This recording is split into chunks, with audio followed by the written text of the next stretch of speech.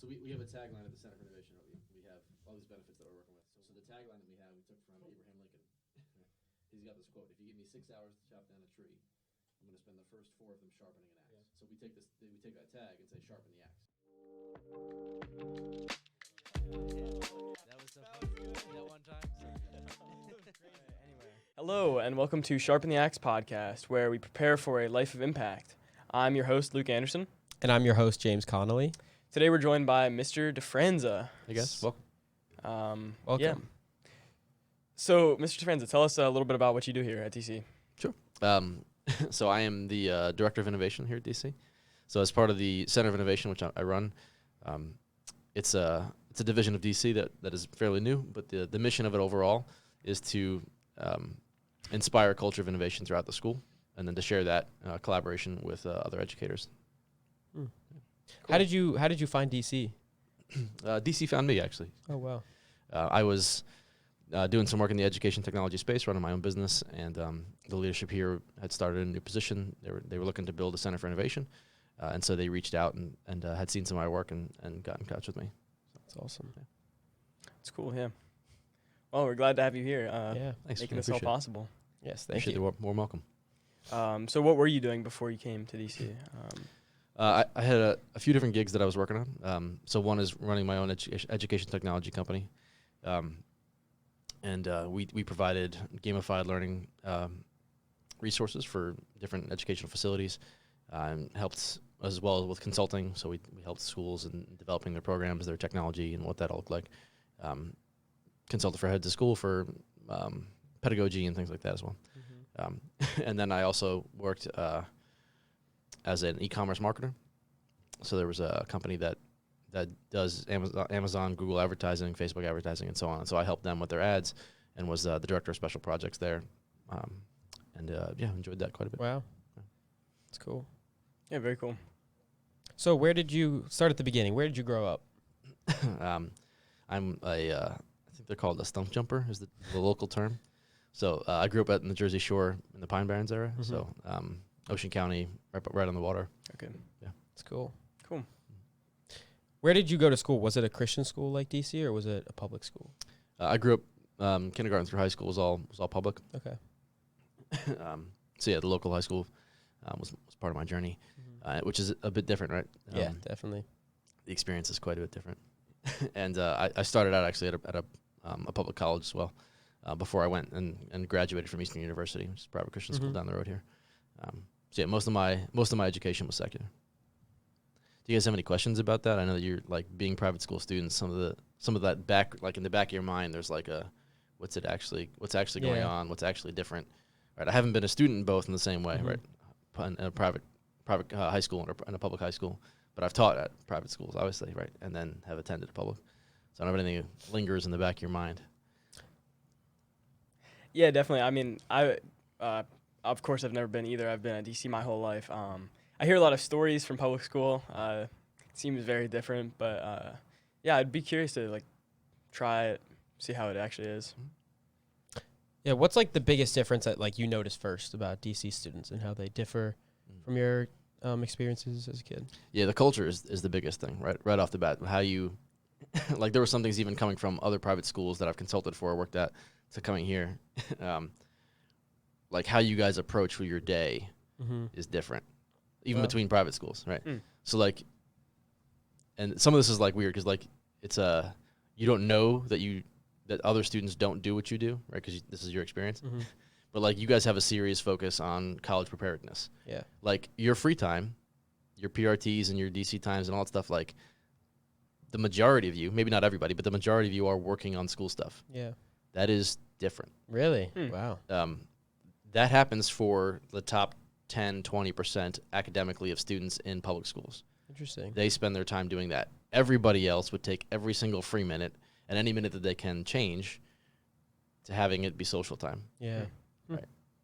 So the vast majority of time is essentially trying to get away from doing that, whereas here the culture is the opposite. Right? And then what follows, the secondary effects, right? The second order consequences of that is when most of your time is spent trying to get out of doing schoolwork and doing it spend it with leisure and social time instead, right? That time, what that looks like is dramatically different, and the culture that shapes is different, right? So what they're trying to do and what they value, and then what happens to their lives as a result of that is totally different. Yeah. If that makes sense. Wow. Yeah. Yeah, I used to go to a public school as an elementary school student, but I still have a lot of friends from my old school, and I still talk to them. And I can definitely tell how different the kids are, how they act, and how they treat one another is like way different from DC and how we talk to each other and stuff. And it's really cool to see. There's a level in Christian schools where it's like, if there's some kid who's off or strange, right? If he or he's got whatever going on, everybody else is going to be, for the I mean, not everybody, but most people are going to be generally compassionate and kind and tolerant and helping out, right? But like those kids get blasted and are left alone in public school, right? I remember like, so I was a weird kid in school because I was a Christian kid, and that was different enough, right, to start with. But like I wouldn't go after those kids, right? But I had the confidence that, Lord willing at the time, I had the confidence and no challenge with like sitting next to those kids.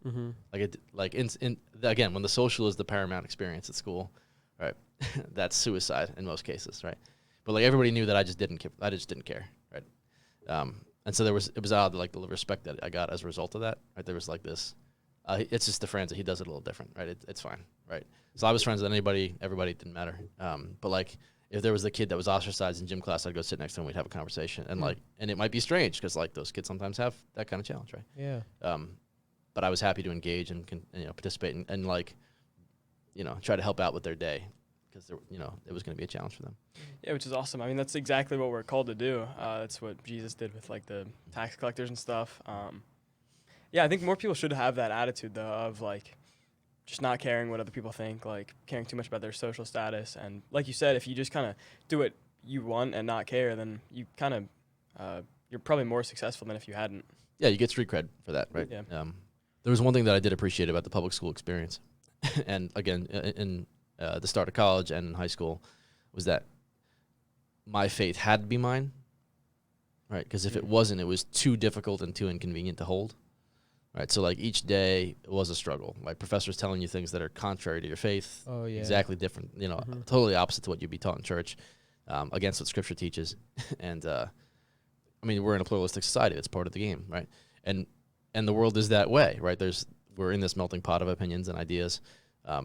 But through my formative years, essentially having to work out myself and my stuff, right, my faith, because I was going to experience it every day in every class, right? So like I would open up, and again, a little different digitally, there was a gap there, but I would open up the Bible to read, right, during class time, and that was bizarre, right? And I would be asked universally every time, why would you do that, right?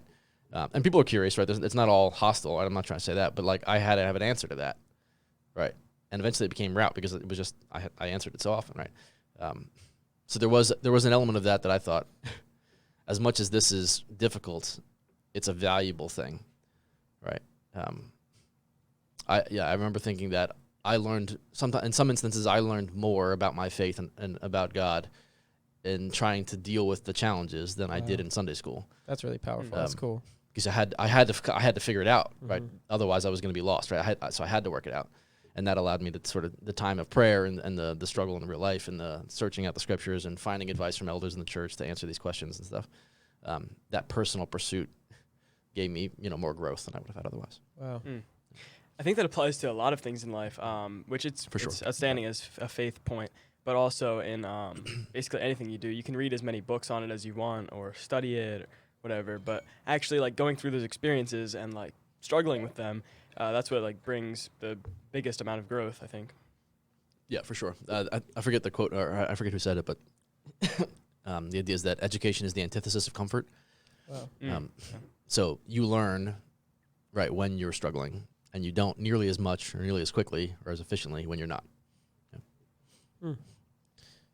Yeah, those are all amazing. But to go backtrack a little bit, when did you become a believer? Have it just always been a thing for you? So I grew up in the church, and it, like in the absolute cliche way, right? Like my dad's an elder, my mom is the head of the missions committee. I was like a 2-month-old baby in the Christmas show as baby Jesus in the manger. So like from the beginning, that guy, right? Went to church a couple times a week because of the different meetings and everything else. But I was I was intentionally and deliberately baptized at 21. Oh wow. So I held that. Yeah. It was I'm gonna be sure about this thing before I do this thing. So my faith became my own when I hit 21. I like that. Yeah. It's nice. So yeah, to go back a lot, backtrack even more. What did you study in college? Yeah, it's a good question. So I came in. My family's blue collar, right? So my dad's a carpenter, my mom's a hairdresser, and life was like college was the first time thing for the family, right? So that generation was the first into it. So it was very practical, right? I had to be utterly practical. So I went in for business management, which was like the most practical thing to pull off. And so as I was going through and I got really near to graduating with a degree there, I really had a challenge with the program and with the limitations there. And it came to me at one time. I was in a marketing class and they said, "Oh, there's a needs and wants," and I thought needs and wants are conditional, and I knew that I was the only person in the room that had any kind of way of thinking about it that way. And that's not like I just meant that I was not in a space where I knew other people were thinking the same way as me, and so I thought maybe there's another place that I need to jump into, and so I jumped into philosophy, and so I have a business degree. And then when I was wandering through philosophy, which, again, if you can think about for a first-time guy going to college, right, and generationally, that philosophy was not even a thing on the table that I was even aware of prior to going to college. Yeah. And so I actually ended up creating my own major Wow. called philosophical anthropology and developed a whole scheme around that. And so when I got out, I had these two areas of study, so which are really fairly opposite ends of the spectrum, right? The purely theoretical and the purely application, right? And putting those two things together. Wow. So how did you like go about creating a whole like course as a student? That's pretty impressive. Yeah, it was interesting. Like there were a lot of people that like I had to go talk to the dean. I had to find a faculty advisor and get them to be on board with it, and then I had to make a case and submit it and defended the idea as to why that needed to be a major. I had to prove that there was nothing else comparable in the school. So there's this whole long list of things, right? And very few people actually end up trying to pull that off. But as I went through the process, it made it better. I refined it. I took the advice that these people had given me and made some tweaks and some changes and eventually came out with that. Wow. That's really cool. Quick college hack for you all, right? When you get there, memorize, and I say memorize a little facetiously here, but like go find out the college catalog. College catalog, which is in a digital format at this point, is what it takes for you to graduate with a degree. Right? And they list all of the requirements. You have to have this many of this type and this many of this type, and you can do one from here and two from there, two from here, one from there, like all these different regulations. And then every single major has their own requirements. You have to pick 3 classes out of this pool of 10. You have to pick 2 classes out of this pool of thing. You have to have an internship with this thing. They all have their own requirements. So there's this, if you graduate from our school, you have to have all of these basic things. It's the core requirements. And there's this whole other slew of other stuff to get a major. Right? The more familiar you are with that, the more you can hack that system, right? Because it's arbitrary. It's a game. It's set up rules, and which are dictated to try to help you play well, right? That's a good thing, right? Play the game well, you do well. But the more familiar you are with that, the better you can do. So like I knew that if I took like 3 extra classes, I'd have a third major, because of the way everything lined up. Like, oh, these overlap, this overlaps, and I could just that, and I have that one too. So there are things that you can do to sort of trick that out a little bit. Smart, yeah. So a key hack, do that and get a friend in the registrar's office. We can go into detail on that later if you have more questions. But get a friend in the like bring some candy, buddy up, know their name. Yeah. Anyway, yeah. So with familiarity with that section, I was able to craft my own and build it out and recognize what was unique and what was different, and then that allowed me to build it. Yeah, I think that's a really valuable skill, especially today, is actually like researching or like looking into something on your own. A lot of times people today just like do what they're told, like just use what they're given. But I think a lot of the time, if you actually like dive into something, you can get a lot farther. And that's like, I think you're totally right there. And there are decisions there. You don't have the time, right? You don't have the capital and time to say, I'm going to do all the research for everything. Right, you have to rely on people to give me the check boxes in order, and let me just check off the boxes and get out of here. Right, there are places and times to do that. What the registrar and the course catalog allow you to do, though, is they save you that extra year at college, right? Because you didn't know that one class that's required is only offered in the spring, right? And now you don't have you can't take it, right? You have to wait till next spring. right? And you waste an entire year and another $50,000, essentially waiting to take that class again. That makes sense? Yeah. How did you figure that out? Did you have somebody tell you that too, or did you just? No. Maybe it's a bent of mine, but like I lean into that kind of thing. Yeah. So, yeah. I was like, I guess it's another way to frame it too. Is like I was playing a game that was new to me, right? So I wanted to learn the rules. So some of that stuff, if you're like in your situation, right, DC, everybody's like, there's a general expectation where college prep school, most people are expected to go to college afterwards, and you have probably been taught from the day you were able to think about it. This is your path, right? You were given the checkboxes in order, and so you don't have to figure out how to play the game. Somebody told you how to play it, right? Nobody told me how to play the game. I had to figure it out for myself, and so I picked up the rule book and read the rules, right? So yeah, That's awesome. So philosophical anthropology, you said, right? Yep. What exactly is that, and why do you choose that as a? Right. So it was pretty much humanities, but I couldn't take humanities, right? Humanities is too broad, so I had to make it. I had to narrow.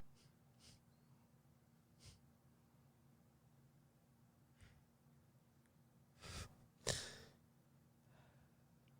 you think we should move into what your work is? Do you think? Yeah, whatever you want. Again, none of this is in order. Yeah. You can always cut this and chop it up, right? So you don't have to say like, oh, I'm going back to it, right? Yeah. Because it's like, no, that was the last thing I just said, right? Yeah.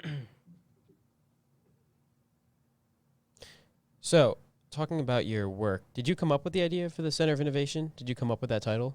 Yeah, it's a great idea. So the leadership at DC, in advance of my coming here, had gone through this and like we need to have, we really need to focus on the innovative educational experience here at DC. We want to build that out. They got some consulting from the business department head at Grove City College.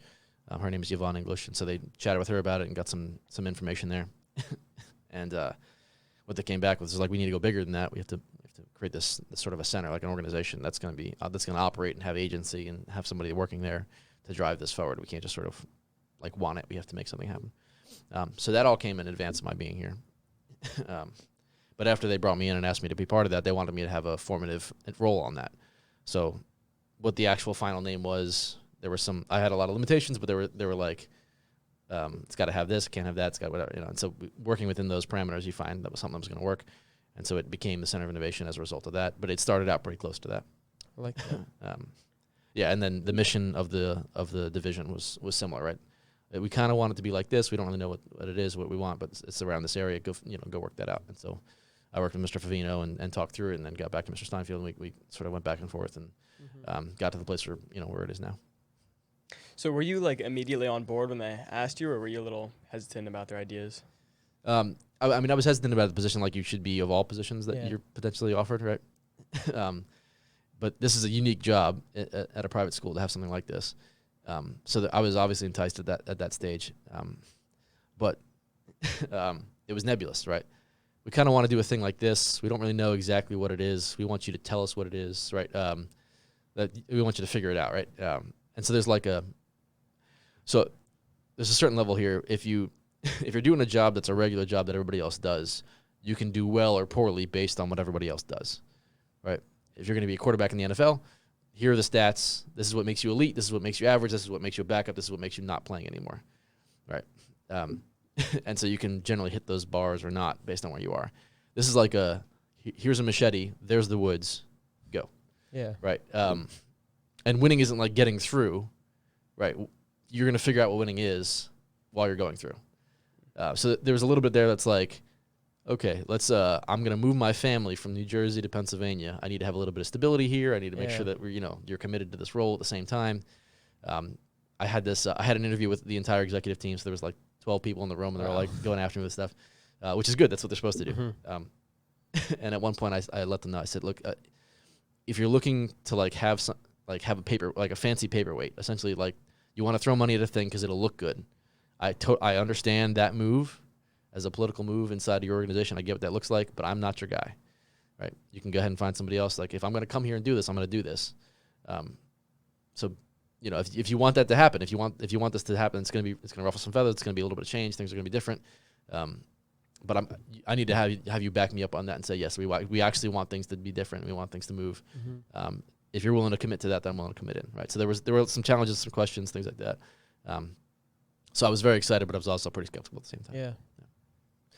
So I didn't realize you moved. You were living in New Jersey before this job. Yeah, So yeah. yeah, that was definitely Wow. definitely a big change and can be scary, definitely. Yeah. I mean, my wife was well established in where she was at. We had a house that we had picked up, and I had just renovated essentially the entire thing. Oh wow. And my kid was, had grown up there and Mhm. got started. And we were right next to, my parents and some family out there. And I had a pretty good network, right? I had established, I worked at a few places nearby and had a bit of a population. Mhm. And there's social credit that comes along with that, right? Where if you're well known in the community, you can pull stuff off that's a little riskier. And people are like, it's DeFranza, he's got it, no worries, right? But here you're like, I'm gonna step out and do something crazy. People are like, who's this guy? I don't know about this, Yeah. right? So there was a lot of that was lost for me, right? Me and my wife and my family, that was lost. And that's all part of the cost of coming, right? You have to try to figure out what that looks like. That's incredible. That's really like a bold move for. But so, are you happy that you made the change so far? Yeah, I mean it's early in the journey, right? It's only been a year or so, and my wife and I, we just got a new house and we're getting settled in nearby. So some of that's to be seen. But so far, I mean it's been a good transition for me. It's been healthy for the family overall. It's a great blessing. Like I'm glad to have my son being Yeah. able to join school here now. That's awesome. And I think it's a valuable education that DC that offers, right? And so it's something that would have been a challenge for me to provide where I was before. We were actually, like my wife and I were talking about, what kind of education can we give our son that's out here and what that's going to look like. And so coming out into the space where you have a school that's prestigious like this was no small part of the conversation. So, yeah, I'm optimistic about where things have been so far. I'm pleased about the state of life and how it's been changing. I'm glad now to finally be hitting a place where it's starting to rest. And I'm optimistic about what tomorrow looks like. Yeah, well, Luke and I are very grateful for you've given us all this. This is great. Yeah, thank you. Yeah. Thanks, guys. Does your son, does he like DC a lot? Is he having Yeah, it's a good. lot of fun? He's a bright little kid. He's a pip. So he just turned 3, and before that, I mean, he was a COVID baby, right? So like before that, Yeah. like he was home alone with me working from home. Like that was his life. And so now he's going in and he's got kids his own age. He's playing with lots of adults, lots of resources, lots of fun. So he's having a good time. He's doing well. That's awesome. It's awesome. Yeah, I'm really grateful that I'm at DC. There were some times when I was a little iffy about it, but I'm really glad I'm here. Good. Especially with all this. I mean, no other school I would have this opportunity, so I'm Mhm. just Sweet. so thankful. Yeah, it's been amazing. Yeah, I'm glad. Yeah, and to step into that a little bit more. So what else is the Center of Innovation offer? So the Center of Innovation right now is just starting in this space, right? So we have some areas here, but there's the Hive down at the lower campus, right? So all the kids, I think pre-K 4 up right now, might be pre-K 3, but pre-K 4 and up right now have the Hive down there. And so there's a teacher we just hired for the start of this year. Her name is Amy Ransom, Mrs. Ransom, Yeah. and she's doing a great job down there, working through providing STEM education and unique learning opportunities and educational partnerships and at a beginning, and then she'll be impacting the classroom at a larger stage, thereafter. So down there we have that whole resource and space that's going on, and I've been down there. I've observed some of those classes, and it's cool stuff. There's a challenge that she authored that I'm going to bring up here and have you guys try. Oh, really? That'd be So fun. I'm excited to see how that turns Yeah. out. But so she's doing great down there. Some of the adventure learning stuff, Mr. McIntyre now is moving over into that role, right? So that's part of the innovation side of the education here at DC, which is also pretty cool, right? We have the the ropes course down there and the rock climbing wall Yeah, and they have stuff. a wall, yeah. So all that stuff is sort of in a similar vein. All of the distinctions that came out, right, were part of the work of the innovations, the Center for Innovation. So trying to find other ways. How do we shape school a little differently, right? How do we change the rules of the game to help you as students, play well, live well, do well, learn well, prepare you for a life of impact, right? How do we do that? So providing these academic distinctions gives this modality and saying, here's a way that we can encourage you, give you a path. Here's a list of check boxes to go through to make it a little easier to go down a path that you might have wanted to do where you wouldn't have done otherwise if there wasn't any kind of real extrinsic motivation. Mm-hmm. So that's one space. The new Codex app, right? Yeah, it's been great. I love using that. So I built that over the summertime, Yeah. along with the idea of the concept of a microcert, right? That's all new educational resources and timing.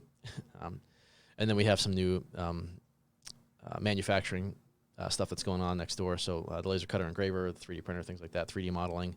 The computer graphics program is growing out. So we have the drawing boards we hired a new person for computer graphics instruction. So yeah, the growth of the robotics and engineering, the idea of computer graphics and pieces there, the business and entrepreneurship stuff that's going on, venture learning, the Hive, the Codex app, microsearch distinctions, all that stuff is inside of there. And as a sneak peek for what's going on, what's in the front of my mind going forward, I think there needs to be some sort of computer science.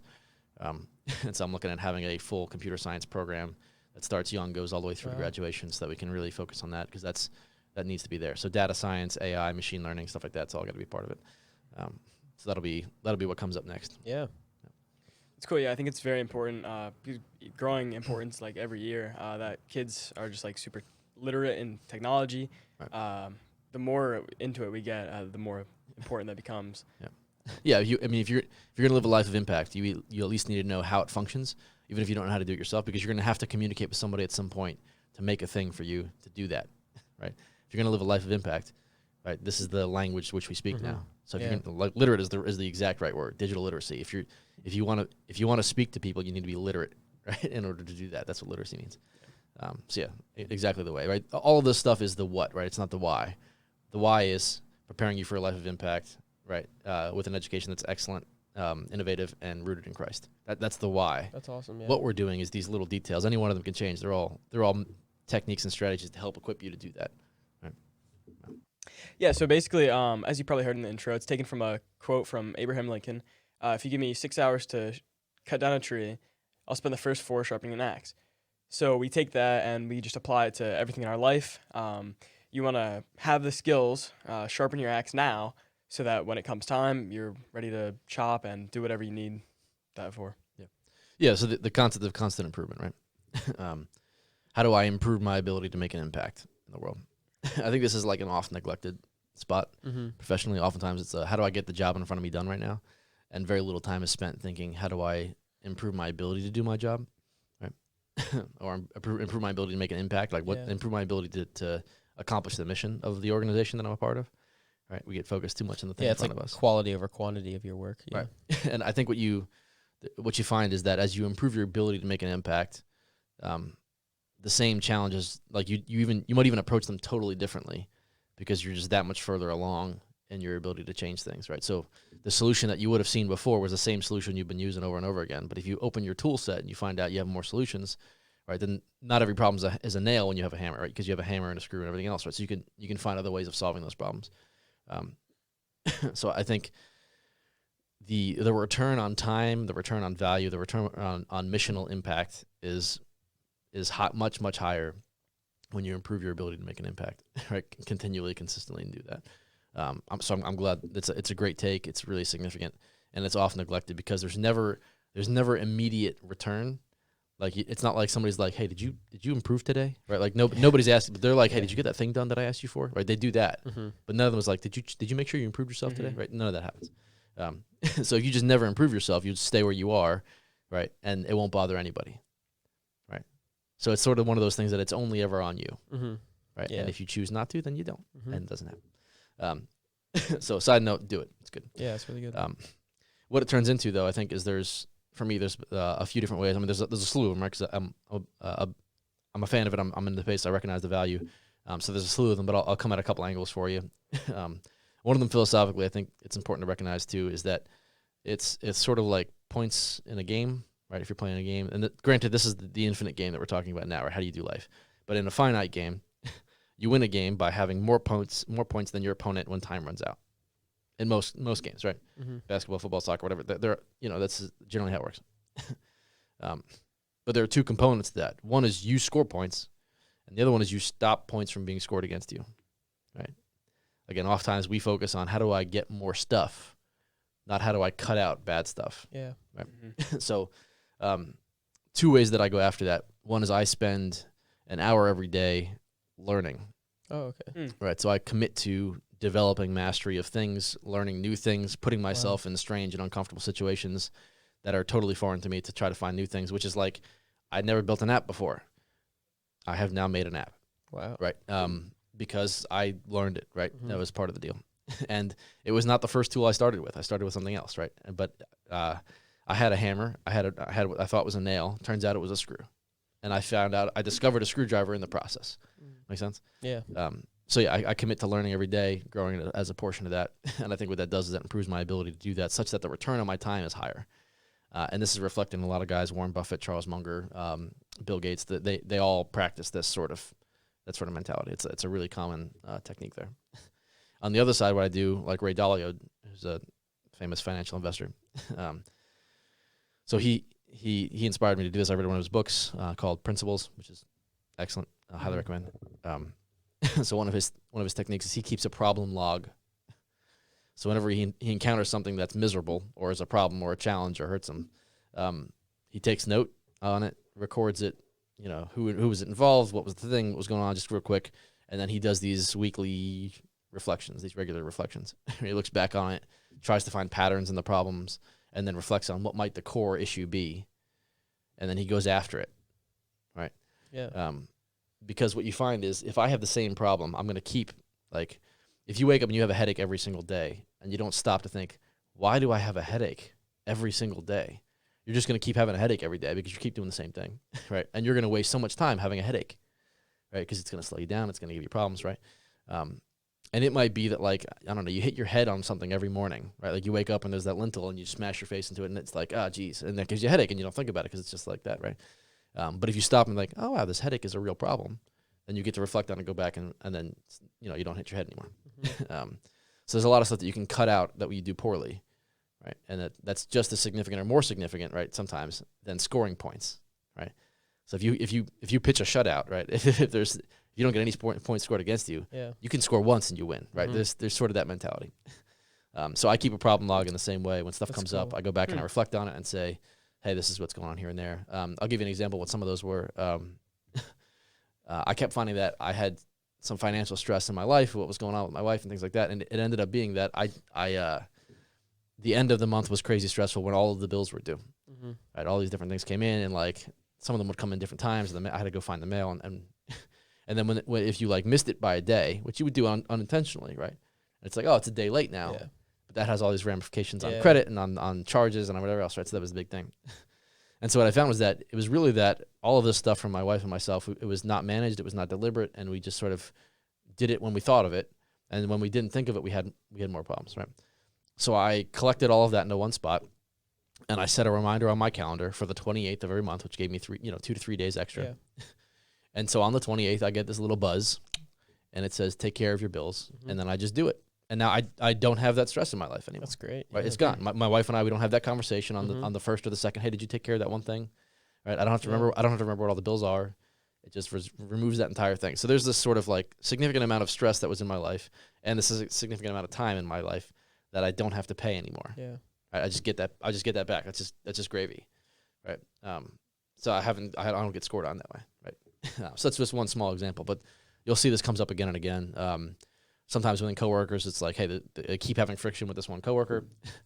Well, because you have friction with them, you choose to email them late, right? You put off the email to them, and that causes more friction with that coworker, right? And so now what I'm going to do is I'm just going to send a full notes meeting every time right after the meeting, so there's no miscommunication. We know exactly what's going on. Here it is every single time, boom. And then I don't have this friction anymore because now this is taken care of. So stuff like that, right? That's part of it. I think it's a really valuable thing. I noticed in myself a significant transition in productivity when I set quarterly goals and strategies.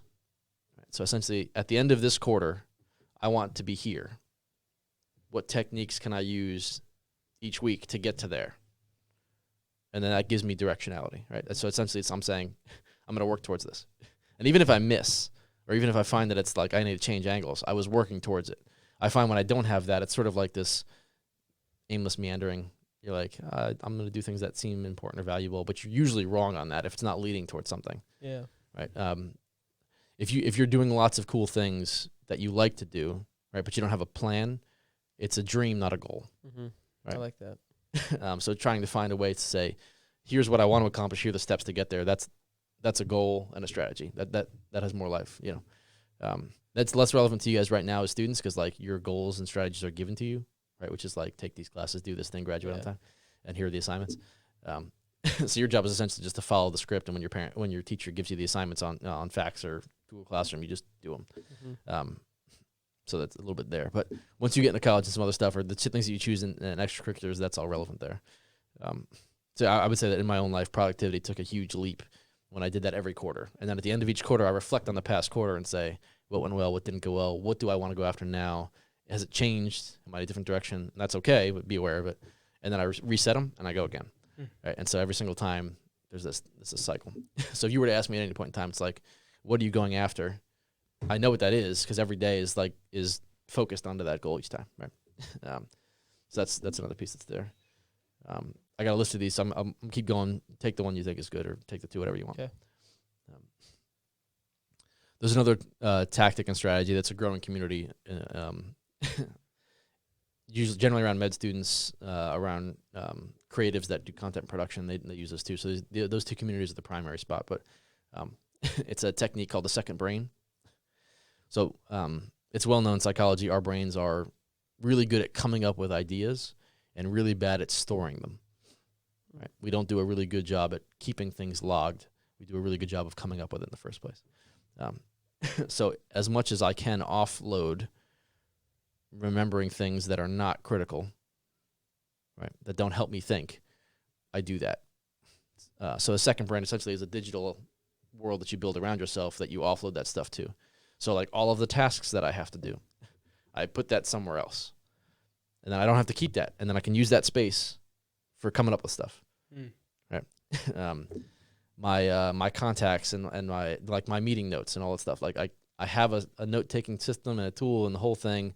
It's all there. When I read a book, I have notes and they automatically populate in this other spot. And I can link those when I come up with an idea and I say, hey, that's related to this. I make that link in my notes and then I don't have to remember that. Right? That just stays there.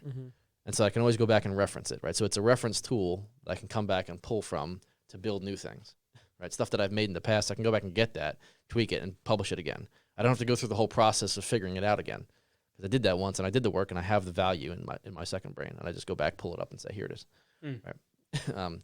So what it does is it allows you to be fairly prolific, right? Because you can produce at levels that other people can't because they have to start over again. Like, if you're starting your paper with a blank sheet of paper, right, you're doing it wrong. You should be pulling from things that you already have. So if I have half of the paper written already, I'm just going to adjust it to make it fit the audience. That's way more efficient, right? Yeah. So my task, my calendar, my thoughts, my notes, my meetings, my research, all of that I offload into a digital tool, a couple of digital tools, and then I don't have to remember those things. And so each day I pull it up, and it's essentially built for me deliberately, right? I built it for me, but I don't have to remember it. And it comes and says, here's your things, here's what you're doing. And then as it comes to like me having to do things, that whenever you have those moments where you're like, oh, there was that one thing that one time, right? And it's like too vague to actually remember. I'm like, oh, there's that one thing that one time. It's related to this thing. Search. There it is. Yeah. Oh, look, I did all that, right? Yeah.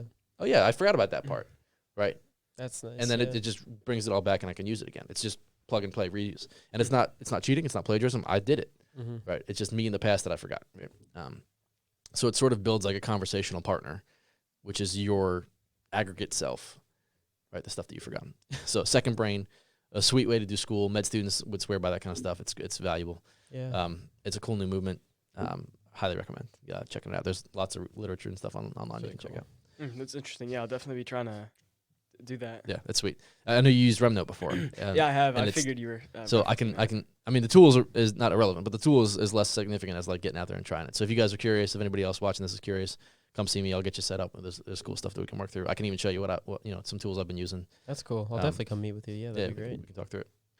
Another way that you can sharpen the axe is, and it's fickle because it sounds super common, but I guess it's common for a reason. Growth mindset. Yeah. Essentially saying like, I have the courage to say, I'm gonna go try something new. Right. Recognizing that like, you are smart enough to go do the thing that other people are doing. Right. It was a big change for me at one point to think like with confidence to say, they're doing it. I'm at least nearly as smart as they are. I can probably do it. Right. For things that require intelligence, right? Things that require strength, it's a totally different thing. All right, can you pick that up? No, I cannot pick that up. Right. Right. So there are some elements like, can you jump out of a plane? No, I would pass out and it would be useless. Right. The guy would parachute and I'd wake up on the ground and be like, oh, that was cool. So like there's some physical limitations, but for things that require intelligence, there's that level of like, yeah, I can pull that. I mean, they're doing it. It means I can do it. Right. If somebody else has done it, it means that I can pull it off. Right. So that growth mindset is saying, I'm able to do more than I think I can. I'm going to try. Let's just give it a shot, right? You learn enough to go get your hands dirty, and then you go get your hands dirty because that's how you learn, right? That being uncomfortable and dwelling in a space that you're not familiar with, and just giving it a shot until you've built something, then you know it because you built it, right? There's that sort of other side of things. So I would say, you are able to do more than you think you can. Go out and try something new, right? And mess around. Like have that as a general MO, right? Like this is how I operate. And spend a bit of time there. Like some of my hour of learning a day is that way, right? Is motivated by that, but is also in that same modality, right? Where I say, I'm just going to try it, right? And it might be an hour where I find out that's not for me, right? Or that's not useful, right? Still worth it, right? Because you're growing. Yeah. Yeah, I think a lot of people that's struggle just like thinking like you kind of like you said earlier, like, oh, that's just DeFranza. That's how he did, but in a positive way too. Like, yeah, that's just DeFranza. He's just different. But I think most people are pretty capable of doing things that they see like all these people who are doing very well do, and they could actually do them if they put their mind to it. But they're either just fearful of failing or whatever it be that they just don't do it and they just subsist. Yeah, for sure. Yeah, anything that I've done, I have no doubt that you could do. Yeah. You miss all the shots you don't take. True. Yeah. Yeah, it's crazy that like you have technically like the same capabilities. I mean, give or take a little Right. genetically or whatever. But like you see all these pro athletes, you think of them as just like this fictional character, but like that's a human who was just thinking the same thoughts that you were, just put their mind to it and like. Yeah. Now I will caveat this with one thing, and there's always, not that there's always, but oftentimes there's sort of limits to these things, or certain levels where things cease to become good for you anymore, right? Sort of like a parabola, right? At a certain point, like it gets better if you go in that direction. And if you go too far, it starts to not be good anymore. So it's worth knowing that you can do just about anything, but you cannot do everything, right? So you can pick, Yeah. right? But you have to pick. Make sense? If you pick nothing, then you do nothing. So there's oftentimes the fright of like, I'm gonna miss out, so I'm not gonna choose, because choosing one thing, if you choose one thing, you say no to everything else, right? So I don't want to say no to everything else. I want to have everything possible. But if things only remain possible, then they slowly become impossible as the timing wears off, right? So your pool of what's possible gets smaller anyway. So people who choose not to do a thing end up doing nothing. So you can choose to do one thing, two things, three things, right? Maybe three things, right? You can choose to do three things over the course of time, or you can choose to do nothing, right? So essentially saying you can do whatever you want to, but you can't do all of it. Yeah, if you put your mind to it. That shouldn't terrify you into not doing anything. Just make a call. You won't know all of it before you make that call. So you can't be like, I'm going to gather all of the information before I choose. You don't have that luxury, right? Life will pass you by. Right, you're all in on this thing, right? There's no getting out of this until the end of it, right? So like, make a call and go for it. Yeah, I think like trying and struggling is like a very underrated thing. Yep. I mean, that's how growth happens. Like we talked about earlier. Sure. People are so afraid of failing, like I also said. But like, you just have to every day put yourself in these situations that like will cause growth. But anyway, yeah, just that like suffering brings value. That's why things have value, is because it's hard to get them. If it were easy to become a world-renowned athlete, then everybody would do it. It's because it's hard and you have to try and struggle for every day for years. That's why it's an impressive thing to have. Yeah, for sure. Since we're talking about quotes, what is your favorite quote? I feel like I've heard you quote a lot of people and a lot of different things. I'm just curious if you have a favorite one. Yeah, I think any message in a vacuum is meaningless. So Explain that one a little bit. if you have a message without context and without an audience, it doesn't mean anything. It's just noise. So there can't be a best in a vacuum. And then I think that there are too many unique and diverse contexts, audiences, and quotes to say that there's one that's best for all of them. If that makes sense. So there's not one that's best in like a nebulous sense. There's not one that's best for everything. That's true. So I would have to say it depends on the audience and the context and all that kind of stuff. That being said, I do have a few that I like that are sort of in this general context. Right? Okay. so one of them is every noble work is at first impossible. That's a good one. I So like any good that. thing that you want to do is always Yeah. first impossible. Mhm. I had a Sunday school teacher, honestly, who helped, like, I think my 5th grade to like 9th grade was like shaped by this man. So Wow. he bordered on that line of like genius and insane, right? Which is Wow. usually like that's the Sunday line. school teacher. That is yeah. the line, right? But I mean, I was so blessed to have him as a teacher. So he would say that usually the right thing to do is the harder one to do, right? So you essentially have to choose to do the harder thing. It's like most of the time doing the right thing is going to feel worse, like more difficult, not worse when you're done with it, but like it's going to be more of a challenge. So that was always one of those spaces. And then another one here I have is the measure of who you are is what you do with what you have. Right. So it's not just like what you started with, right? But it's what you do with what you have. Yeah. And then one around curiosity, Shannon Begley. Somewhere something incredible is waiting to be known. Is one that I like. It's going to be put up on the wall at some point here. Oh, that'd be Right. awesome. That's cool. Yeah. Like for the Innovation Center, trying to Yeah. be curious about it, right? Somewhere something incredible is waiting to be known. Mm-hmm. So Mm. go find it. Definitely. Yeah. Well. And all the cool things that we know today were once unknown. Yeah, for sure. And also all the things that are known today, maybe someday they'll be completely flipped. It's true. Maybe in 100 years, there's something that we do now that they'll think are crazy. It's true. Yeah, so we actually call that on this show future infamy. So we just ask all our guests, what do you think we'll be infamous for in the future? So what do you think? Gotcha. So you mean like the like doctors and leeches, like in the past, like they used to use leeches to like get the blood out, right? That's what you're talking about, right? Yeah, basically, Okay. yeah, just something that. So I think us driving ourselves is Really? gonna be like we're like people in the future are gonna look at me like they actually like they were controlling, like they didn't just do what they wanted to, like they didn't just whatever the entertainment at the time is gonna be, right? Where they're Mhm. like leisurely doing whatever, right? Now I'm thinking like reading books or playing video games or watching movies, like is what we do now, right? Mm-hmm. Or sleeping, right? Like I think they're gonna think like, wait, you like your kids, like your grandkids will ask you, be like, wait, grandpa. Oh, so you think Like- like our lifetime? Yeah, I think Really? your grandkids for Okay. sure are gonna Oh, come wow. back around and be like, wait a second, you had like how did you move it, right? And you'd be like, there's pedals Pushed it. and a steering wheel, Mhm. and that when you did this, it went this way, Yeah. right? Like I think that they're gonna That- think like that was totally crazy. Mm-hmm. So I think for sure that's gonna be the case. I think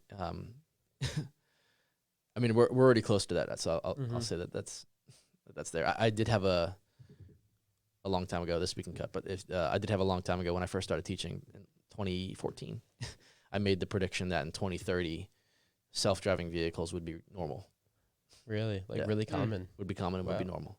So, which was like what was a baller Yeah. prediction back in the We'll day. come back to this podcast. I still hold on. Yeah, Yeah. give me a 8 call in years. 8 years. Yeah. And we'll see where we're at. But I think I might have jumped the gun a little bit. But like it's if it's not there, it'll be shortly thereafter. So yeah, I think that's my my future infamy is that I think that people will look back at us and think that it was crazy that we like drove ourselves places. Mm. That was like a crazy tedious thing to do. Yeah. I was actually thinking about this the other day. I was like walking out to my mailbox to get my mail. And I was like, I wonder if we're going to ever use mail in the future. It just seems like half the stuff you get is like pretty useless, to be honest. And I wonder if like our kids would be like, you got letters every week or every day? And I was like, Right. yeah. I actually saw a cartoon from the 1900s. It was like a 1920 cartoon, and they drew like what they thought the future would be like in 100 years. And so one of them was around mail, right? So they knew that like mail was going to get faster. Mm-hmm. They had there was no way that they could have predicted email, right? It's like it's like a whole other realm. Yeah. And now it's like we have like, DMs, right? Like, which Mhm. is like even more agile than that. Or like video conferencing, right? Like it's like a whole totally Yeah. other level. Like there's no way that in their reality that would have made any sense. Like they don't have electricity for like, I mean, they have electricity, but they don't have like computers and like any kind of thing anywhere near that, right? Yeah. So the prediction was they had this car looking thing with like a propeller on it, like a helicopter, and a man with mail, and he was delivering it to the upper story building. So like the mail was going to get faster, and they're going to deliver mail through a window That would be pretty to cool. somebody up at the third floor. If we had that now, that'd be Right, awesome. like that was their email, right? Like Yeah. that was how Right. mail's communication they will couldn't be even faster. imagine it being digital. Right. Yeah. So like for me, like it bugs me a little bit to think like what is the plane of existence Yeah, that I don't even know about that it's going to be the That's- dominant form of life? Uh-huh. Yeah, that's just. Because there was I mean, there was you no can't- digital life yeah, at all. Didn't exist. Like All there was physical. not even like the groundwork was laid for that. Yeah, it wasn't even like a word. It was never used. Digital. Yeah. Wasn't a thing yet. Everything was Yeah. analog, such Yeah. that analog was not a word because Yeah. it didn't have any meaning either, right? Yeah. So like for us, like think about like the world of the internet and the world of the cell phone, the smartphone, right? Like how much of your day and life and business is based around activity on a smartphone? Did not exist like 15 years ago, Mm-hmm. right? YouTube, Amazon, like did not exist. That's crazy. Just in 15 years. Right? That's absurd. Yeah. I You know what think I'm the saying? acceleration is crazy too. That's it. Just- Yeah, it's certainly going faster. I mean, think of like 40 years ago versus 40 years before that. It's like every segment it gets faster and faster. So maybe your 2030 isn't so far off if Might we're be correct, yeah. accelerating. Yeah. Mm-hmm. And I mean, like some of the cars already do that now. It's just the government regulation that's what's slowing it down. Yeah. As Really? an aside, just so you guys know, Really? like many of the self-driving vehicles already exist, already better than human beings. Huh. It's just that the government requires certain standards for things Wow. and doesn't understand what it is enough to actually regulate it. So they're not letting it happen until they can regulate it. Oh wow. So already it exists. Just so you know, I've been in Wow. I've been in cars that drive me, That is and it's really it's pretty sweet. wow. Hmm. Yeah, it's terrifying. I'm Like I sure. did it with a guy who like had driven like 100,000 miles with the thing already, and so like when we went to New York together, and he like was like talking to me, Wow. That's and I'm like That's dude, scary. like look at the road, man. Yeah. Like, it was freaking me out. Is there there's a steering wheel, There's a right? steering wheel, Okay, because so there again, regulation requires has that to you be have some to, yeah. manual. Yeah. So yeah, that was a fun caveat. So what exactly are they like waiting for? I mean, it sounds pretty good. I mean, 100,000 miles. That's quite a I mean, Distance. they have driven millions of miles wow. beyond that one car. right? really? Many cars, millions of miles. Never heard Proving anything this thing about out. this. Yeah. Yeah, every single Tesla right now can operate on a highway by itself. Wow. Every single one of them That's that's on the road crazy. today can operate on its own. Some of them have like the higher capabilities and other stuff Yeah. because they have the upgrades. But like every base Tesla, you turn it on and it just drives by itself. If somebody comes in a lane, it'll stop or slow down. It'll do whatever. Most of them, if you like put the blinker on, like it'll change lanes on a highway. Mm. You can That's plug it crazy. in for the more advanced ones. You plug in the address and it'll drive you, pull you off the ramp, stop at the light, move at the next one. Like it does the whole thing. That's scary Um, to think about. And then they have the one feature which is terribly slow because they don't want any accidents, but is the summon feature. So you have the app on your phone, and if it's like raining outside and you walk out from the supermarket, you hit summon, the car Oh backs my out, comes and gosh. gets you, and then you get in and you go, right? That Wow. that's I mean, that's futuristic. So right that there. exists now. That existed incredible. 5 years ago. really. Yes. So like legitimately already happening. Anyway. Mhm. It's like a Knight Rider. Yeah, Yeah. for sure. It's just like But so- it's crazy how that was like a crazy futuristic thing, and now I mean we just have it, we and have it's it, just yeah. yeah. So there's one thing, and this is if you want to include it or not, but when we were talking about the segment around, I can't even imagine what the future plane would be, right? Like right now we operate on the internet, on cell phones that people would just not have understood in the past. Like if you were to pull out a cell phone in the past, people would be like, magic, right? Yeah. Like what do you, like Witchcraft. people dancing on your, like how is that, what do you know, anyway, Yeah. so it would have been terrifying, right, to Yeah, these for people. Sure. So I think about the whole like we're talking, and we talked about the comic, right? The car with the helicopter that delivers mail in the window, and that was their next. It was the same thing but bigger, what they had, right? And so for me, I'm thinking that I talked about the cars, right? Like how did you drive yourself places? But if you imagine virtual reality taking over in some fashion, leaving your house would be a dumb idea, That's right? Like wait, you went crazy. places, Yeah. right? That's scary to think about. Right? Like why would you ever do that? Yeah. And I'm there, right? You want to go? You want to go for a vacation in like Cancun? I'm there now, right? Mhm. And that's it, right? And then like your stuff, you either would manufacture at home with some sort of like additive manufacturing, like 3D printing, right? Which they like have now that like makes food that does that. Like you can print out pancakes and stuff. That's No so way. weird.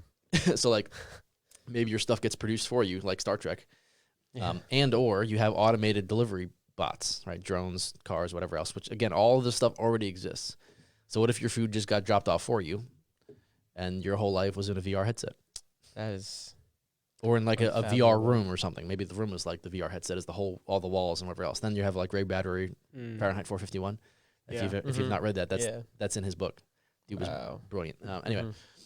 so yeah, like if your entire world is digital, then moving your physical body from one location to another is like, what are cars? Yeah. Right? Like it's not even like that's like the difference between like mail and email, right? This is like cars. Like, it's not do you drive yourself? It's like, why cars? Yeah. Right. Yeah. Mm-hmm. So like that's one possibility of like it takes a whole different shape, and life is just fundamentally different, like it is from now to 100 years ago. Yeah, I think that the like whole virtual reality stuff it's really interesting, and it's amazing to see how far it's come. But sort of like what you were saying, how the idea of leaving your house would be like absurd. I think that's like the more into this, the deeper you get into this technology, whatever, the like farther away you get from human nature. So like self-driving cars, like instead of having to walk someplace, you just press the button and you're there. Or yeah, like just like you said, I want to go to Cancun. Boom, just swipe up and there. you're there. Right. Which I think kind of like kills a lot of ambition, in my opinion. If you, it's great if you still have like the internal drive, the motivation, just aside from that. But for a lot of people who will just like follow the system, do it they're told, I think that could be a pretty dangerous territory to get into. Just doing what you're told. So. Taking like the one-on-one contact with other people out of the pictures is this is definitely a scary thing to think about, especially when we don't really have that yet. How many hours a day do you think your age group spends on the cell phone? On average, like personally, or like us, As in the aggregate, like as a Okay. group, like what would be the average amount of time spent? say 15 to 18-year-olds. We'll put them in that Yeah, category. for sure, that category. teens, and yeah. On their phone alone, or just on any technology? On their phone specifically. Okay. Um, My guess. there's some anomalies, of course, but I'd say average, maybe like 5 hours. I was gonna say 6. Right. So like I'm gonna pause for a second here. Adults are gonna freak out that you just said that, right? It's higher than that, right? Oh, As boy. of a few years ago, it was like 7-8 hours Wow. is the average time spent. A significant portion, like 90% of that, is like in social media, right? So there's that piece. Also, video games is a whole other avenue we haven't talked about. The amount of time spent on video games for those people who are in that category that you're talking about. So I would argue, and I'll add one more piece here. Rates of suicide and rates of loneliness amongst the same group are the highest they have ever been Yeah, on recorded history. definitely. So I would argue we're there. Right. The imaginary case that you talked about exists now, and it would be the same scenario in an aggravated way, right? Like I think we would continue to move, and whether or not human nature is fluid is part of a conversation, but we're moving what's normal.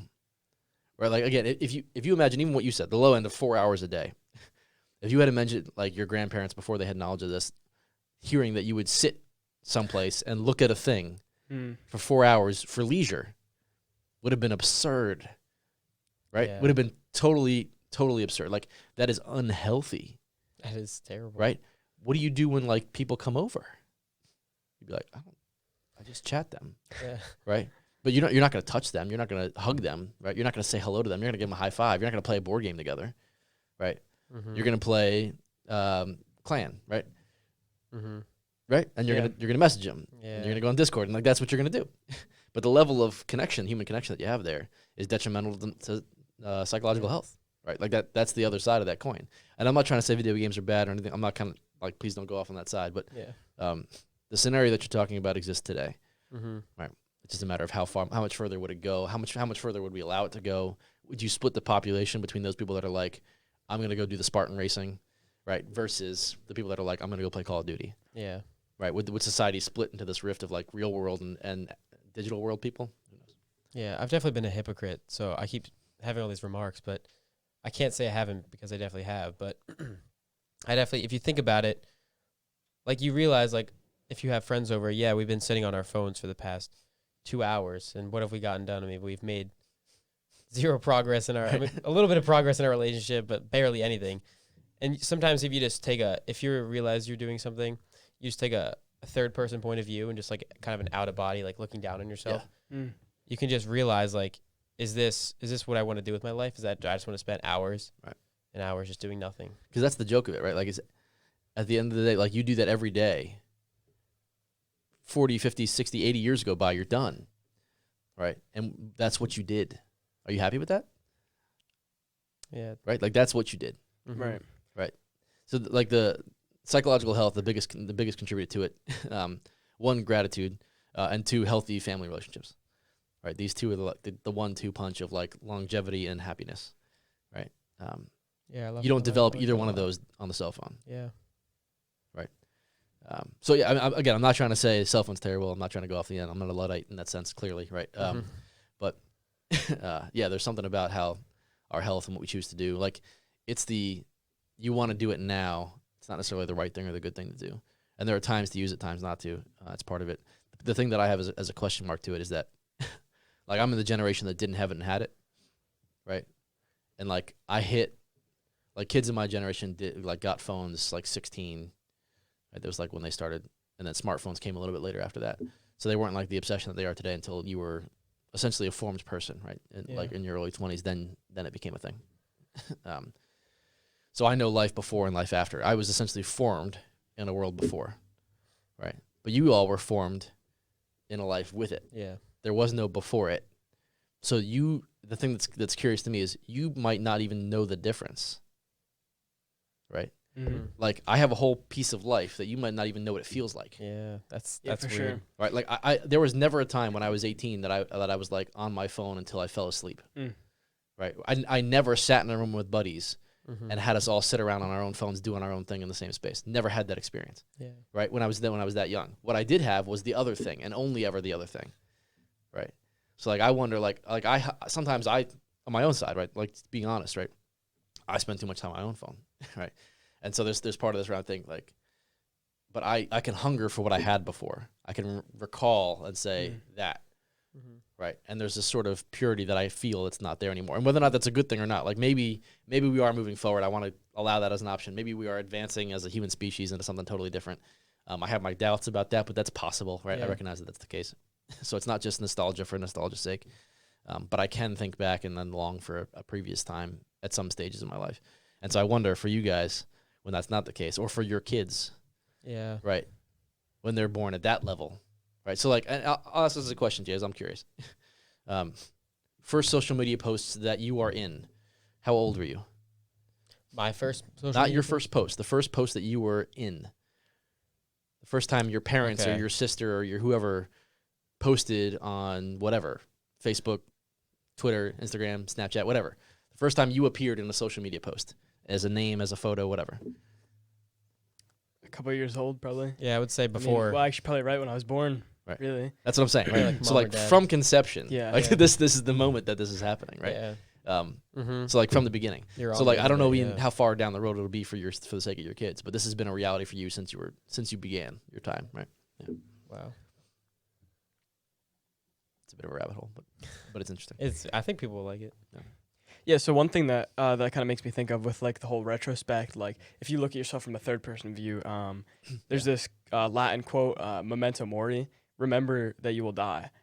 I just think it really puts everything in perspective when you think that, like, right now I could just die.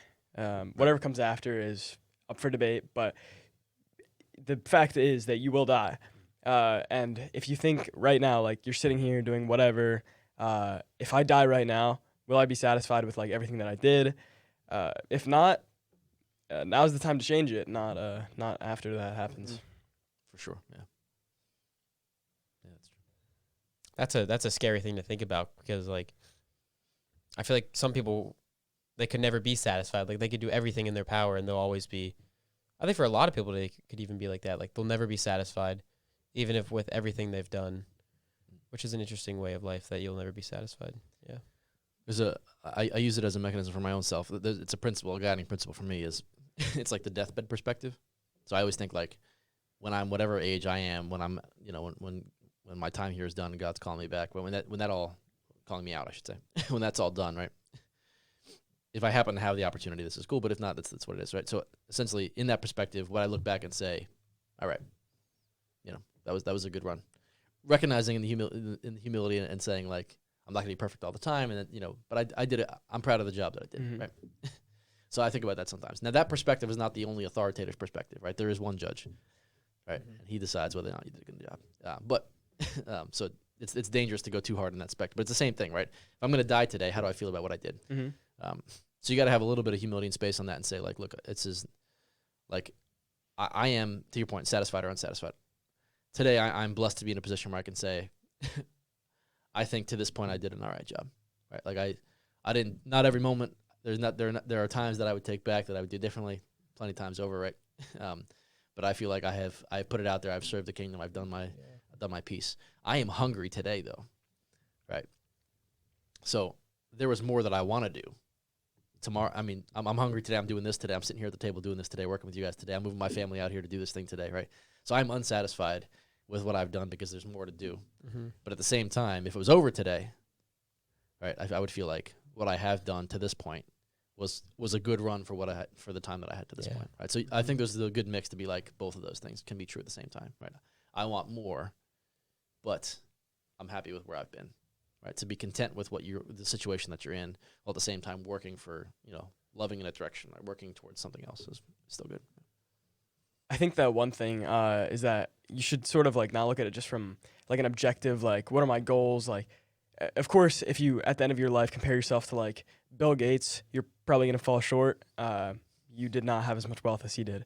But I think that the important part is not that you like your acclimated resources and stuff, but more just like that you stuck with it. I think that's the biggest part is that just you never gave up, whether it paid off huge or it didn't.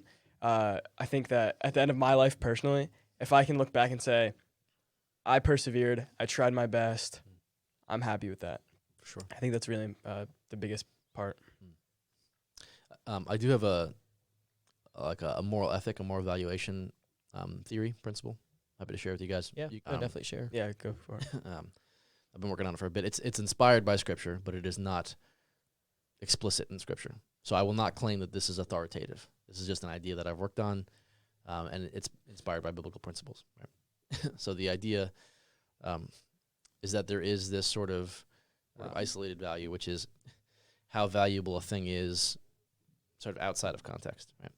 So like curing cancer is a very high value thing. Pretty much exclusively, that's pretty significant. In the moral scale, right? Like having cured cancer would be a moral good. Not getting wasted morally is like a lower moral value thing of sorts, right? Like in the value sense, right? Not in like, I'm not trying to say like if you sin, it's different than one thing or the other. I'm not trying to say that, but like not getting wasted morally is a good, but it's not a high significant good, right? It's like in an isolated value, it's a low one. But the proportionate value or moral value is assigned to a person, right? Isolated value is assigned to things broadly, but proportionate value is sort of assigned to people. So the parable of the widow's mite, you guys familiar with this one? I'm not sure that I am. Yeah, So sure. the parable of the widow's mite, Jesus comes and is talking to the group of people and says, I don't even think it's a parable. I think it's actually a real story. Like he was in the temple and saw this happen. So the widow's mite, what happens is people are like in the temple, like giving all their offerings, and some of them are very public about it because they're trying to get attention more than they're trying to serve God. Others of them are giving what they can. And then there's this widow who's got nothing, right? But she's there out of devotion, and she has, they call it pence, right? So she has 2 pence, right? She's got these 2 cents. And that's all she's got. And she says, I'm going to put these 2 in the thing, right? And so Jesus says she gave more than you guys did. Right. So it's inspired by that. Now, she clearly didn't give more in an isolated value sense than the guy who threw out the gold chains, right? Clearly not, right? Isolated sense, that's more valuable. But she gave a 1-to-1. Yeah, it was more of a sacrifice for her, yeah. So her isolated value was the same as her capacity for value, right? So maybe it was like a 2 cents, right? So a 0.2 over a 0.2. And that's a 1. That's 100. That's a 1 full percent, right? Yeah. Now the guy who gave the gold jewels, right? He might have given 100 over 100,000. Right? So his proportionate value is much lower than the widow. Yeah. Right? In that sense. So I think that there's something to the idea that like if you're the guy that, you grow up and you're the girl that you get the education, you develop the whole thing, you've been given the finance, and you do the whole bit, and you go through the school thing, and everything is given to you to do that, and you cure cancer. That is awesome. Yeah. Right? So that's like 100 over 100, right? You did great and a really important thing. Great high value, right? That's significant.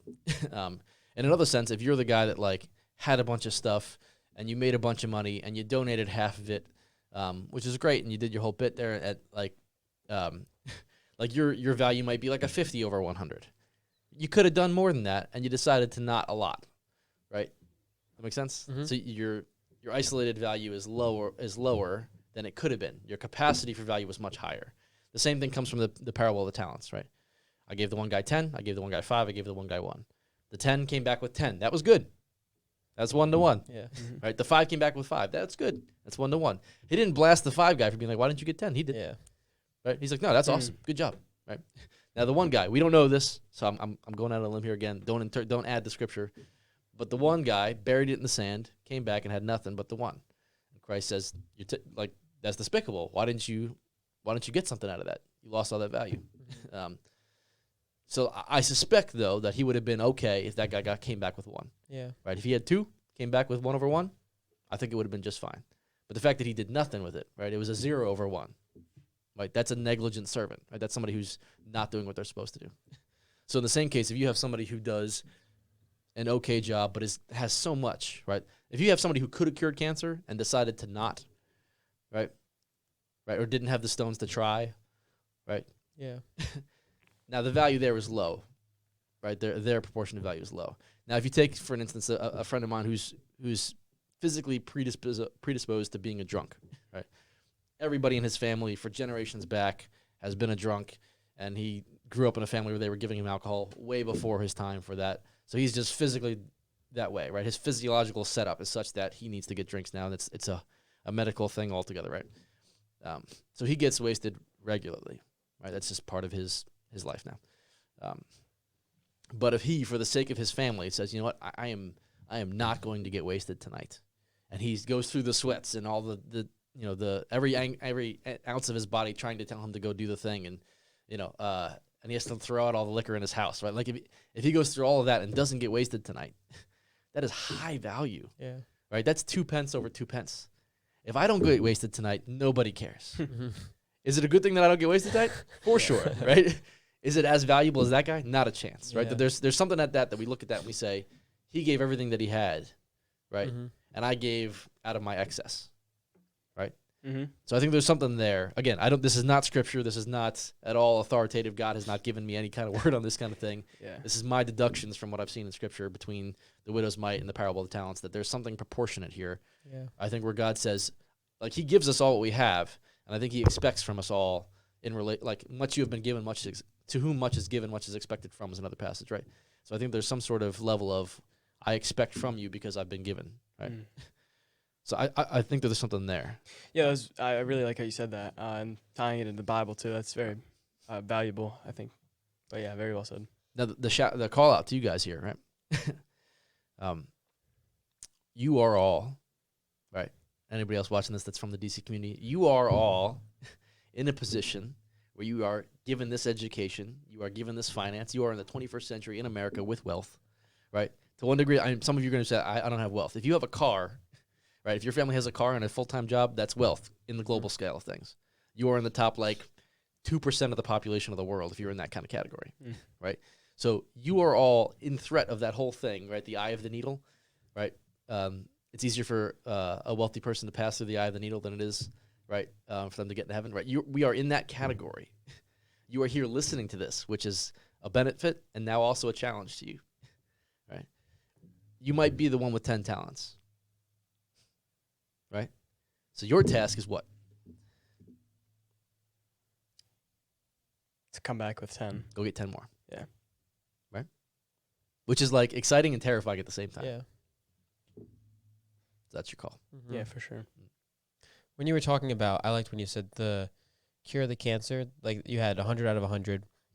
They completely did everything they possibly could for their life. Awesome. And then you had the 50 out of 100. They did above average, but they didn't do anything amazing. Do you think everybody has the potential to reach the 100 out of 100? No, I don't. And I mean, that might be controversial, right? I get that. But if you have a guy who's got, somebody's got mental disorders, right? They grew up in a family like my buddy, right? Where they're abused. They have a lifestyle that's set up that way. Think about it. If you're somebody who's you're born in some impoverished nation, right? To a single parent, right? And you don't have food half of the time. Is that person going to cure cancer? Very, right? very If they have a mental disability and they have no food and no money and they're growing in this space where the average life expectancy is 12, again, I'm exaggerating, but what's what's the capacity for that?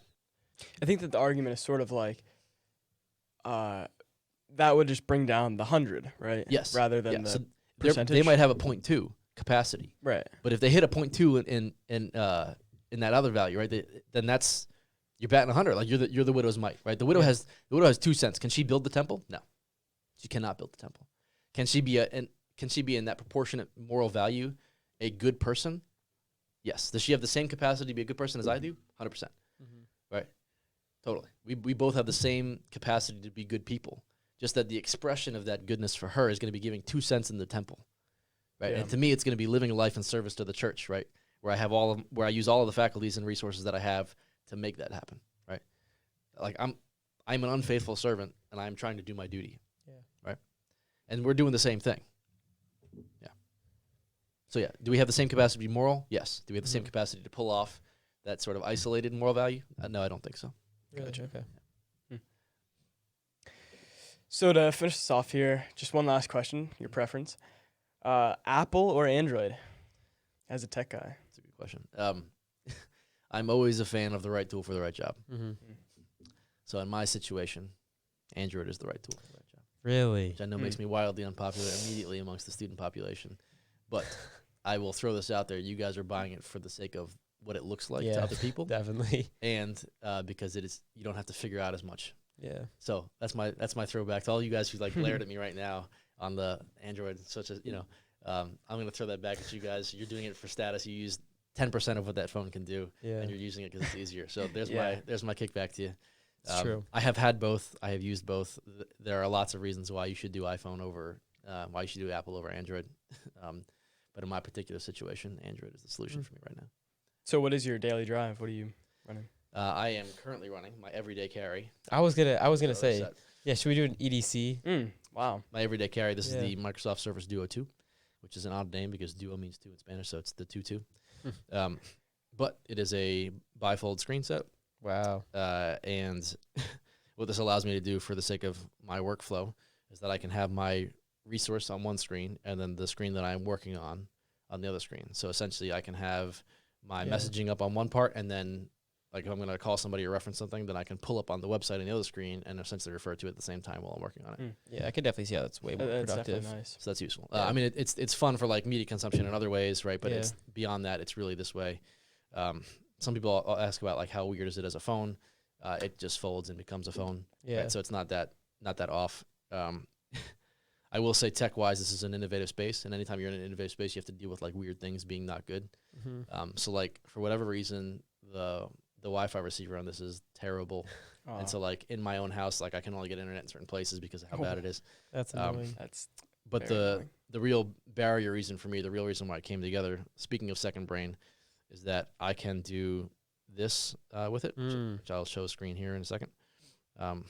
So I can pull up a page of notes and a piece of reference material. So I will turn this around in a second.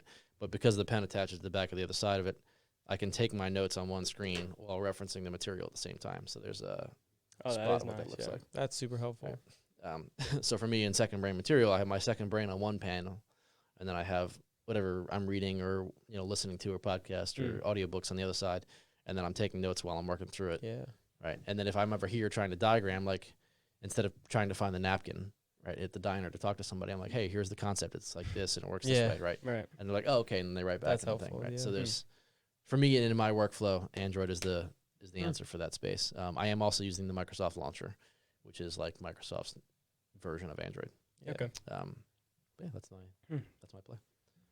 Well, yeah, generally not a huge Android guy, but I respect that opinion. I'm glad you have actual like points to back it. I respect it. Wait, this is the first time you guys have done this, right?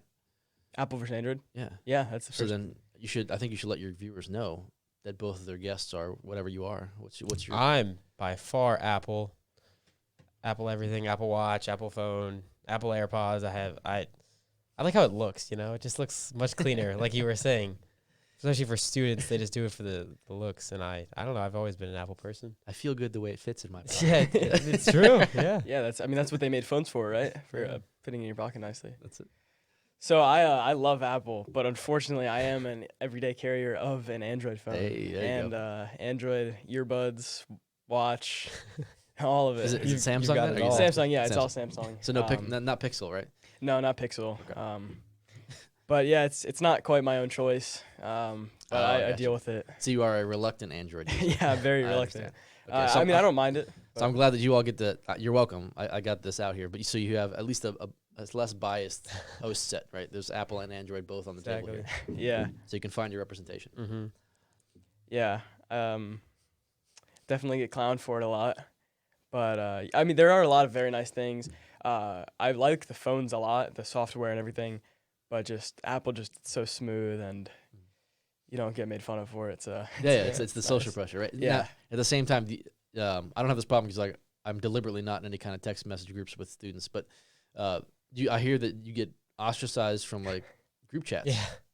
Green bubbles. You're like, Yeah. oh, he doesn't have an iPhone. Yeah. This guy, get it out of here. Is this, Yeah, is this the case? Oh can yeah, you no, back that's this up? huge. Yeah, you can't do like FaceTime. You get Yeah, green bubbles. I was hoping bringing this topic up wouldn't lead to me having to say that I have Android. But Don't ask yeah. the question if you can't answer it. Yeah, right. But I definitely have had some pretty interesting interactions because of my Android phone. I mean, I really like the laptops. I really like Windows, so not Apple, but Apple laptops are just so expensive too, which yeah. is like the new ones are like over $2,000 just for the newest. But yeah. So, shameless plug: if you would like to use a nice brand new MacBook Pro, you can come come to the see loft. Mr. DeFranza. That's right. We have microcerts that you can use and build on those things. So if you want to come over and use the resources, you don't have to buy your own. You can just come upstairs and build the stuff that you were going to build otherwise. The stuff that your laptop can't handle, these guys can. So go edit your video, go make some 3D models, right? Do some graphic design. All that stuff on those laptops, they're up there for you. Just send me an email and you can book the time. Yeah. That's awesome. Shameless plug. Yeah, everything up here. If you haven't come up to the Center for Innovation and you're at DC, definitely come check it out. Lots of very cool stuff. You can make a podcast like this. Exactly. Very. How long ago did you guys, have you guys known anything about podcasting like more than 2 weeks ago? Absolutely not. No, I not would have at all, no yeah. idea how to set this up. Right. So Yeah. you learned all this stuff and have used all this gear Exactly. up at the Center for Innovation in the last 2 weeks, yeah? Yeah, and now here we are. And ask Mr. Professional podcast. DeFranza any question about anything, and he knows the answer. It's been great. Yeah, he is. I go to That's see not him, and he can answer everything. It's That's great. not true. I have a scope, though. But Exactly. Appreciate that. All right, I think that's it. Thank you for tuning in with us at Sharpen the Axe, and thank you, Mr. DeFranza, for doing the show with us today. Yeah, pleasure, guys. Thank you. I'm yeah, glad thanks you for listening. I'm glad you guys tried something new, took a Yeah. shot at it, man. Yeah, Thank you. You were able to do more than you thought you could. Yeah, well, thank you very much. I'll see you guys later. Have a good one. See you.